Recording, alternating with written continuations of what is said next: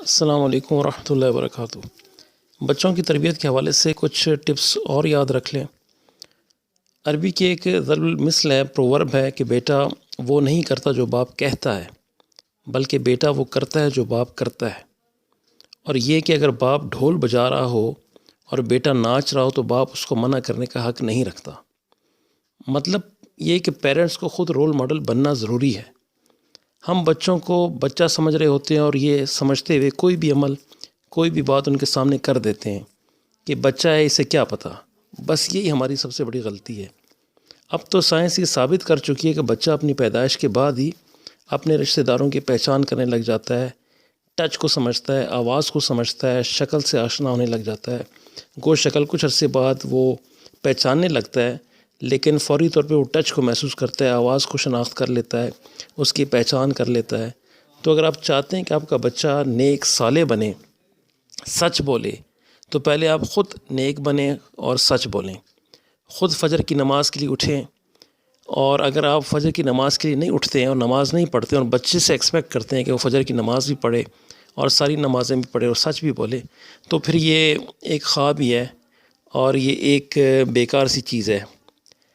اور بہت بہت کم ایسا ہوتا ہے کہ والدین شاؤٹ کرنے والے، لڑنے جھگڑنے والے ہوں اور جھوٹ بولنے والے ہوں، اور بچے ان کے نرم مزاج، امن پسند اور سچ بولنے والے ہوں۔ یہ بہت ہی ریئر کیسز میں ہوتا ہے، ایسا نہیں ہوتا۔ اس کے علاوہ پہلے تو سب سے پہلے خود رول ماڈل بنیں اور خود ان کے سامنے نمونہ پیش کریں کہ جی ہم یہ کر رہے ہیں۔ اور یہ ڈبل سٹینڈرڈز جو ہوتے ہیں ہمارے، بچوں کے سامنے کچھ اور تنہائی میں کچھ، یا بچوں کے سامنے کچھ اور باہر کسی کے ساتھ ڈیلنگ ہو رہی ہے، یا مہمانوں کے ساتھ بات چیت ہو رہی ہے، یا ہمارے معاملات ہیں وہ کچھ اور ہوتے ہیں۔ بچہ یہ ساری چیزیں آبزرو کر رہا ہوتا ہے، اور چونکہ اس کا ذہن اس وقت وہ چیزوں کو پرکھنے کی سٹیج پہ نہیں ہوتا، وہ صرف آبزرو کر رہا ہوتا ہے اور ان کو اپنا رہا ہوتا ہے۔ اس کے لیے تو ساری دنیا ایک مشاہدہ ہے، اس لیے وہ ہر چیز کو بالکل ویسے ہی لے رہا ہوتا ہے جیسا وہ دیکھ رہا ہوتا ہے۔ اس کو جج کرنا نہیں آتا کہ اس میں صحیح بات کون سی، غلط کون سی ہے۔ تو اس میں ایک احتیاط کرنی چاہیے۔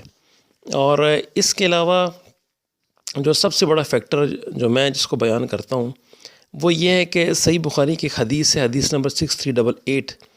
جناب نبی کریم علیہ السلام نے فرمایا، جب تم میں سے کوئی اپنی بیوی کے پاس آئے، یعنی میریٹل ریلیشنز کے لیے آئے، صحبت کے لیے ارادہ کرے، تو وہ یہ دعا پڑھ لے۔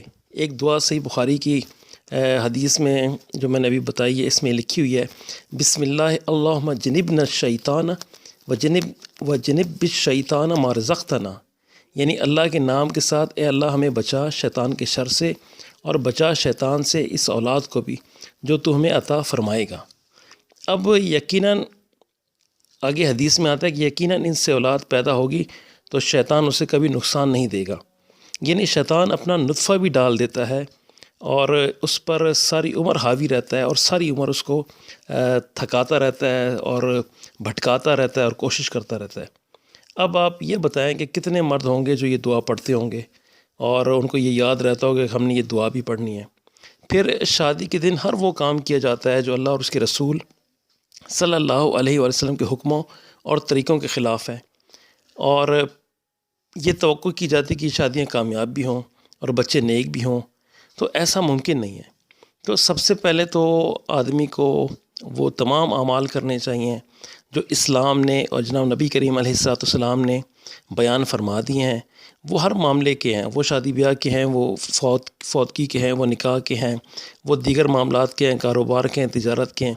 اگر وہ ان معاملات کو ویسے ہی کرے جیسا کہ حکم ہے، اور پھر وہ مسنون دعاؤں کا بھی اہتمام کرے، تو انشاءاللہ ہر معاملہ بہتر ہوگا، ٹھیک ہوگا۔ لیکن اگر کہیں بھول چوک ہو گئی اور گڑبڑ ہو گئی تو پھر اس میں وہ نقصان ہی نقصان اٹھائے گا۔ سب سے پہلے تو یہ بچوں کی تربیت میں کوشش کرنی چاہیے کہ یہ دعاؤں کا جو مسنون دعائیں ان کا اہتمام ہو، ایون کہ میریٹل ریلیشنز کے وقت یہ دعا لازمی پڑھنی چاہیے۔ اور 99% لوگوں کو تو یہ شاید دعا یاد بھی نہ ہوتی ہو، یا دعا یاد نہ ہو، اور وہ ہوگی یاد بھی ہوگی تو وہ اس وقت ان کو یاد ہی نہیں رہتی۔ پھر اس کے بعد خود رول ماڈل بننے کی کوشش کریں۔